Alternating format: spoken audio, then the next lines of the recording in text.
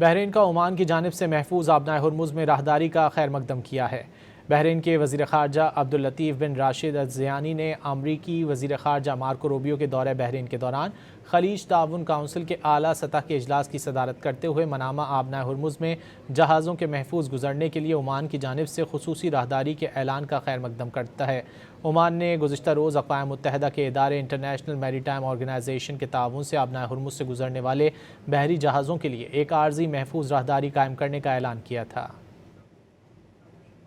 بحرین کا عمان کی جانب سے محفوظ آبنائے ہرمز میں راہداری کا خیر مقدم کیا ہے۔ بحرین کے وزیر خارجہ عبداللطیف بن راشد الزیانی نے امریکی وزیر خارجہ مارکو روبیو کے دورہ بحرین کے دوران خلیج تعاون کونسل کے اعلیٰ سطح کے اجلاس کی صدارت کرتے ہوئے منامہ آبنائے ہرمز میں جہازوں کے محفوظ گزرنے کے لیے عمان کی جانب سے خصوصی راہداری کے اعلان کا خیر مقدم کرتا ہے۔ عمان نے گزشتہ روز اقوام متحدہ کے ادارے انٹرنیشنل میری ٹائم آرگنائزیشن کے تعاون سے آبنائے ہرمز سے گزرنے والے بحری جہازوں کے لیے ایک عارضی محفوظ راہداری قائم کرنے کا اعلان کیا تھا۔